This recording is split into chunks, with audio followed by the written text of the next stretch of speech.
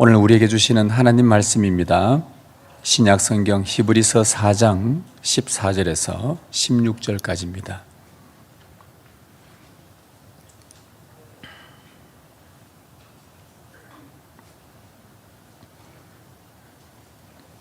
하나님 말씀 다 찾으셨으면 우리 함께 한 목소리로 말씀을 읽도록 하겠습니다. 함께 읽습니다.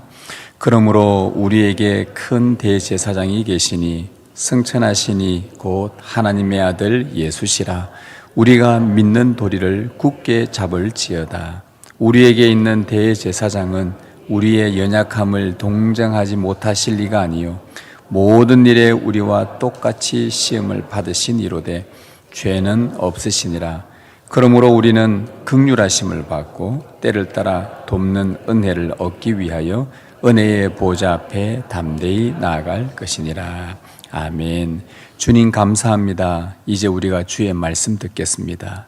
이 시간 주의 성령으로 우리 가운데 임재하셔서 우리의 귀와 마음을 여시고 주의 말씀을 듣고 깨닫는 은혜를 허락하옵소서.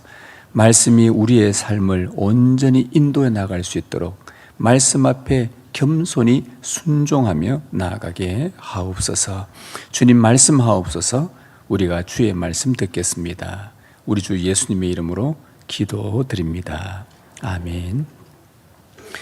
2026년 새해가 밝았습니다. 오늘은 신년 감사 예배로 드립니다. 새해는 우리 주님께서 여러분들에게 주시기로 예비된 그런 은혜가 여러분 삶에 풍성하게 임하기를 진심으로 축복합니다. 올해 표어는 내 집은 만민이 기도하는 집이라.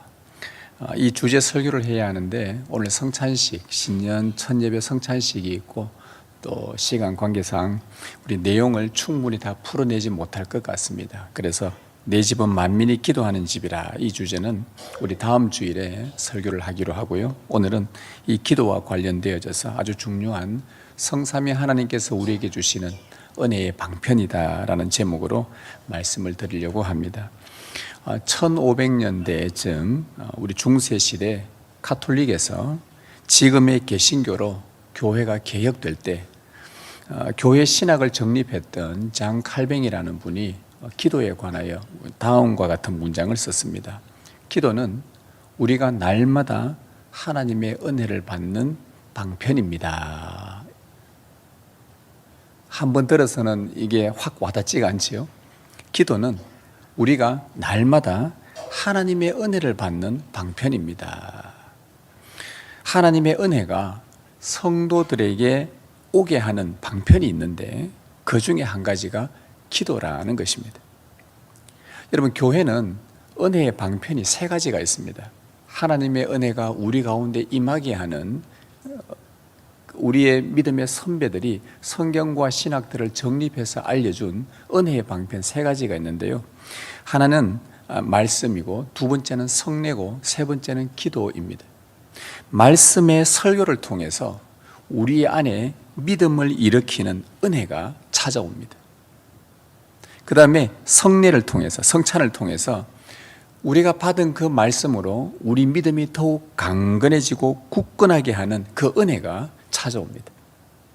그리고 세 번째는 기도를 통해서 삼위 하나님과 교제하는 그 은혜가 찾아옵니다.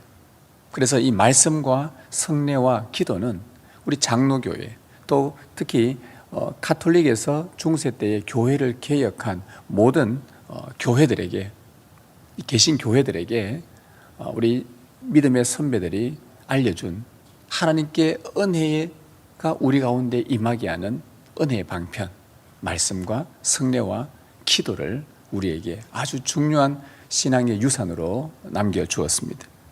이처럼 교회는 이 은혜의 방편을 통해서 하나님의 은혜가 우리 가운데 찾아오고 그 은혜가 임할 때에 비로소 교회는 교회다워지는 것입니다. 교회의 교회됨은 하나님의 은혜로 유지가 되는 것입니다. 하나님의 은혜가 없고 인간의 소리, 인간의 행위, 우리의 수고와 노력, 공로로만 가득 찬다면 그것은 교회라고 말하지는 않습니다. 세상도 다 그렇게 하기 때문이죠. 교회는 하나님의 은혜로 유지가 됩니다. 따라서 그 중에 이 세 번째 기도는 하나님의 은혜가 성도에게 다가오게 하는 은혜의 방편입니다. 이 기도는 하나님의 은혜가 우리 안에 머물게 하는 은혜의 도구입니다. 오늘 이 기도가 우리 안에 은혜의 방편이 되게 하시는 성부 하나님의 사역과 성자 하나님의 사역과 성령 하나님의 사역을 오늘 간단하게 한번 살펴보려고 합니다. 먼저 성부의 은혜입니다. 16절 말씀을 다시 한번 보겠습니다. 그러므로 우리는 긍휼하심을 받고 때를 따라 돕는 은혜를 얻기 위하여 은혜의 보좌 앞에 담대히 나아갈 것이니라. 오늘 이 히브리서 저자가 우리에게 권면하는 내용이 첫 번째 뭐냐? 은혜의 보좌 앞으로 담대히 나아가라는 것입니다. 우리는 은혜의 보좌 앞으로 담대히 나아갈 수 있는 특권을 얻은 사람들입니다. 이 은혜의 보좌가 어디입니까? 은혜의 보좌가 어딜까요? 구약 성경에서는 이 은혜의 보좌를 시은소라고 불렀습니다. 시은소라. 베풀 시자에 은혜 은자, 장소 소자. 그래서 은혜가 베풀어지는 곳. 이런 구약 성경에서 은혜가 베풀어지는 곳이 어딜까요? 하나님의 언약궤가 있는 지성소였습니다. 지성소에는 성부 하나님이 좌정하고 계십니다. 하나님은 그곳에 계셔서 은혜를 베푸십니다.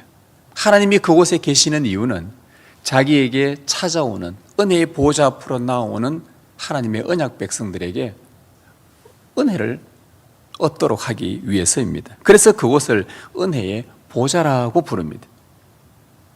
누구에게 은혜를 베푸실까요? 오늘 그 16절에 보면 앞부분에 긍휼하심을 받고 하나님 아버지의 긍휼함을 받은 언약 백성들에게 베풀어진다고 합니다. 여러분 하나님의 긍휼함을 받았다고 여러분 확신하십니까? 우리가 구원을 얻은 것은요 하나님의 긍휼함이 아니고서는 절대 얻을 수 없는 것들입니다. 긍휼함을 받을 자격 없는 우리가 긍휼함을 잊고 은혜의 보좌 앞으로 나아가게 된 것은 전적 하나님의 은혜입니다. 하나님은 자기 백성이 바로 이 은혜가 베풀어지는 곳, 하나님이 계시는 곳, 성부 하나님이 좌정하셔서 내가 너희들에게 은혜 베풀려고 한다라고 하는 바로 그곳에 가까이 나오기를 그토록 원하고 원하십니다. 거기서 하나님을 만나고 때를 따라 돕는 은혜를 얻도록 하십니다. 성도가 은혜의 보좌로 나오면 여러분 우리는 그 은혜를 받기 위해서 은혜 주시기를 간절히 기도로 소원을 올리게 됩니다. 그래 은혜 보좌 앞으로 나온다는 것은 내가 하나님 앞에 은혜 받으려고 하나님 은혜 주옵소서 하고 우리의 간구를 올려드리는 곳입니다. 하나님 아버지 나의 죄를 용서하옵소서. 나는 거룩하신 하나님 앞에 나아갈 수 없는 자인데 그러니 내 죄를 용서하옵소서. 하나님 나의 죄를 말끔히 씻어 주옵소서. 하나님 아버지 그래서 거룩하신 하나님과 죄 많은 우리가 하나님과 화목할 수 있도록 이 은혜 주옵소서. 하나님 아버지 그래야 하나님과 주 앞에서 교제하고 주님 앞에서 먹고 마시며 즐거워하게 하옵소서. 이 은혜를 간구하는 거예요. 그러면 하나님은 당신의 은혜의 보좌를 믿고 신뢰하며 그분의 은혜를 얻고자 나온 자들에게 그 기도에 응답해 주십니다. 죄 용서의 은혜를 주시고 하나님과 화목하게 되었다라고 확신하는 은혜를 베풀어 주시죠. 오늘 우리는 하나님의 은혜가 베풀어지는 이곳에 교회로 모였습니다. 우리가 찾아오기 전에 먼저 이곳에 좌정하셔서 은혜 베푸시려고 우리 성부 하나님은 준비하고 계셨습니다. 그런 하나님께 우리의 기도를 올려드리십시다. 그러면 하나님은 여러분에게 은혜를 베풀어 주십니다. 그리고 주일이 아니더라도 언제든지 이곳에 나와 때를 따라 돕는 은혜를 사모한다면 하나님은 그 약속 신뢰하고 아버지께 나오는 자들에게 은혜를 베풀어 주셔요. 정말 기가 막히게 때를 따라 돕는 은혜를 우리 각자에게 주십니다. 언제든지 이곳은 만민이 기도하는 집이니 누구든지 와서, 솔로몬이 성전을 짓고 나서 하나님 앞에 이런 기도를 올려드려요. 하나님, 이곳에 찾아온 당신의 자녀들이, 백성들이 하나님 앞에 간구할 때 그 기도를 들으시고, 하나 더, 하나님을 알지 못하는 이방인들도 이곳에 와서 하나님이 신인 것을 알고 구할 때에 그 기도도 응답해 달라는 솔로몬의 기도가 있었어요. 우리 하나님은 만 백성의 하나님이시거든요. 만유의 주님이시거든요. 누구든지 하나님 앞에 나올 때 언제든지 하나님, 나에게 돕는 은혜가 필요합니다. 하나님, 오늘 지금 이 순간에 우리 가정에 하나님의 은혜가 필요합니다. 우리 자녀들에게 지금 이런 은혜가 필요합니다. 주님, 하나님 앞에 간절히 줄이 아니더라도 언제든지 주님 앞에 나와 이곳에서. 그래서 저희 교회는 상시 본당이 기도할 수 있도록 열려져 있습니다. 누구나 와서 이곳에서 기도할 수 있도록 누구나 오십시오. 얼마든지 오십시오. 언제든지 오십시오. 따라서 기도를 한다는 것은 성부 하나님의 은혜를 사모한다는 말입니다. 기도한다는 것은 하나님의 은혜가 없으면 한순간도 살아갈 수 없습니다 라고 나의 신앙을 고백하는 것입니다. 이제 은혜의 보좌 앞에 담대히 나아가셔서 하나님께 은혜를 간구하십시오. 긍휼함을 입은 우리에게 허락된 자녀의 특권입니다. 그래서 기도는 때를 따라 돕는 은혜를 주시는 성부 하나님께 나아가는 은혜의 방편입니다. 자, 그 다음에 우리가 두 번째 살펴볼 거는요, 좀 생각해야 될 부분이 있는데, 자, 우리의 기도로 하나님의 은혜를 얻으려면 하나님은 우리 기도를 그대로 응답하지 않습니다. 반드시 무언가를 거쳐야만 합니다. 우리가 기도를 다 하고 나서 항상 맨 마지막에 무언가를 문구를 하나 넣습니다. 왜 그걸 넣을까요?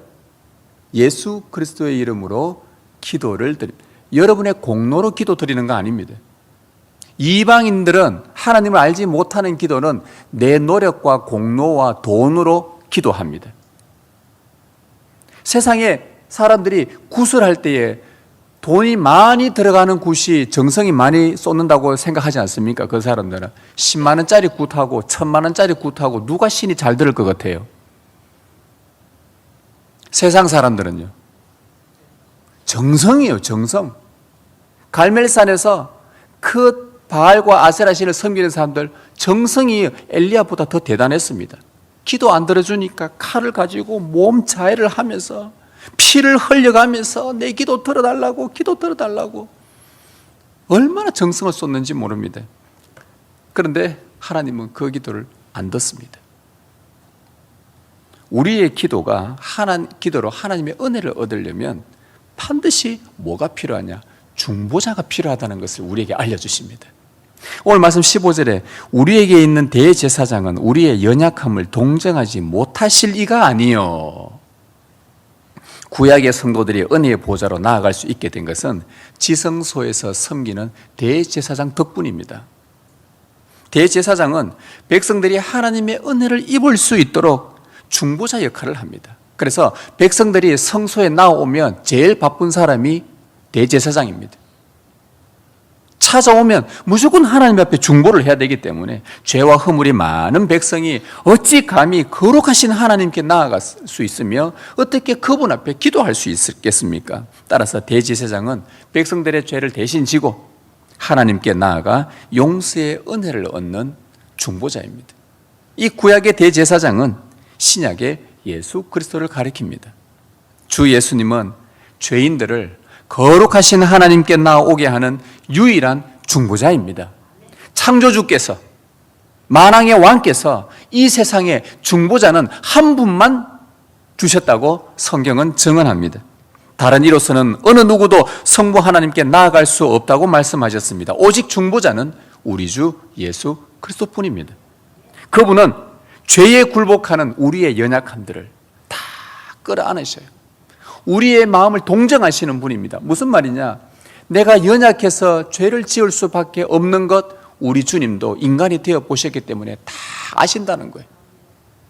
진심으로 아파하시고 긍휼히 여기시고 체휼하시고 동정하시는 분. 오랫동안 주님을 모르고 살았는데도 하나님, 우리 주님은 그런 자를 품에 안고 불쌍히 여기시는 분이라는 겁니다.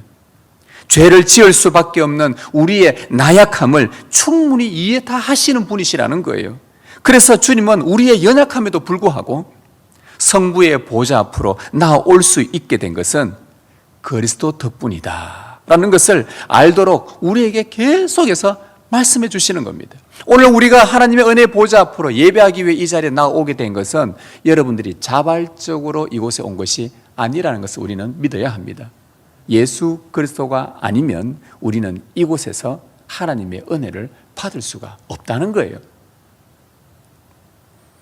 연약하여 죄와 허물이 많아도 정말 죽을 죄를 지어도 중보자이신 그리스도를 통해서만 하나님 앞에 나올 수 있게 하시고 하나님께 기도할 때에 그분이 기도를 들어주신다는 것을 그리스도는 계속 중보자로서 우리에게 알려주시는 겁니다. 여러분이 하나님 앞에 나와서 기도하려 하는데 도무지 말로 고백할 수 없을 정도의 염치불구한 죄들이 있지 않습니까? 너무 수치스러워서 이거 참 내 이 기도 이 죄 용서받을 수 있겠나? 라고 생각하는 그런 죄도 있을 수 있어요. 심지어 그런 죄를 지으면요, 사탄이 뭐라 그러냐? 야, 너 하나님 앞에 나아갈 자격이 없다 라고 막 정죄까지 합니다. 사탄이 사실 우리를 정죄하지 못한다고 요한 1세에 말하는데도 자꾸 우리의 마음이 이래서 안 될 것 같다, 하나님이 날 미워할 것 같다, 이런 죄를 지었는데 하나님이 감히 나를 용서해 줄까? 도무지 부끄러워서 못 가겠다. 그렇게 하더라도 우리에게는 이 모든 연약함을 동정하시고 아파하시고 끌어안으시고 불쌍히 여기시고 이해해 주시는 중보자 주 예수 그리스도가 계신다는 것을 우리는 항상 잊지 않고 기억해야 된다는 겁니다. 그리스도는 우리가 은혜의 보좌로 담대히 나아오도록 기다리고 계십니다. 오너라. 그래서 이사야 선지자는 오너라, 내게로 오너라, 돈 없는 자도 오너라, 와서 마음껏 먹고 마시라. 돈이 없는데 값없이, 그런데 사서 먹으래요. 돈이 없는데 어떻게 사 먹을 수 있어요? 주님께서 다 지불하셨다는 겁니다. 내게로 오너라. 내게로 오면 하나님 아버지께 나아갈 수 있다. 기다리고 계셔요. 하나님의 긍휼을 입었다는 이유로, 중보자 그리스도를 믿음으로 고백했다는 이유로 염려 말고 염치에 불구하고 하나님의 은혜의 보좌 앞으로 나아가시길 바랍니다. 예수 그리스도는 우리의 연약함을 다 끌어안으시고 우리의 부족한 기도를 딱 품고서 우리가 호소하면 그 기도를 주님이 딱 품고는 어디로 가시냐? 성부 하나님께 올라가십니다. 우리의 기도가 하늘에 닿는 향기가 되게 하십니다. 이게 우리 중보자이신 그리스도께서 하시는 일이에요. 따라서 기도는 주 예수 그리스도의 중보를 힘입어 우리가 성부 하나님의 은혜를 얻게 하는 은혜의 방편인 것입니다. 자, 이제 성부의 은혜가 있었고 성자의 중보가 있었다. 이제 뭐가 하나 남은 것 같습니까? 성령님의 사역이 하나 남아 있습니다. 14절에 보면 그러므로 우리에게 큰 대제사장이 계시니 승천하시니 곧 하나님의 아들 예수시라. 우리가 믿는 도리를 굳게 잡을지어다 라고 말씀합니다. 성령님은 우리가 믿는 도리를 굳게 잡도록 역사하는 분입니다. 우리가 믿는 도리를 굳게 잡도록 도우시는 역사하는 분이에요. 성령님은. 그럼 우리가 믿는 도리가 뭡니까? 우리가 믿는 도리가 뭐길래 그걸 굳게 붙든단 말입니까? 우리가 믿는 도리, 그 14절에 나오죠. 우리에게 큰 대제사장이 계시니 승천하시니 곧 하나님의 아들 예수시라.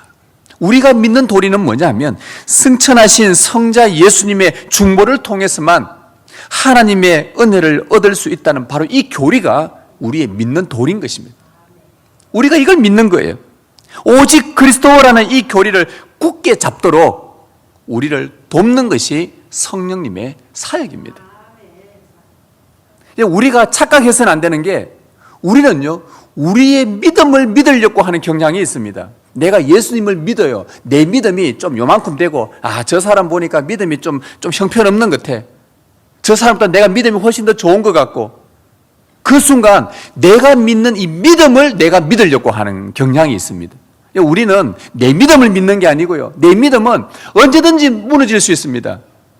조그만 환란이 한번 휘몰아치면 정말 믿음 없는 사람으로 나락에 떨어져 버립니다. 야, 내가 이렇게 믿음 없는 사람인가? 조그만 어려움이 찾아오면요, 내 안에 찾아오는 원망과 불평들을 보면서 야, 내가 이렇게 믿음이 없구나. 그래서 우리는요, 우리의 믿음을 믿는 게 아니에요. 우리의 연약함에도 불구하고 우리가 하나님 앞에 나올 수 있도록 하나님의 아들이신 성자 예수님이, 성천하신 그분이 하늘에서 우리를 위해 중보하고 계신다는 것, 그리고 그분께 나올 수 있도록 우리의 마음을 더욱 굳건하게 하시고 믿음 주시고 강하게 하시는 성령님의 사역을 우리가 믿는 거예요. 내가 내 믿음을 믿는 게 아니라는 겁니다.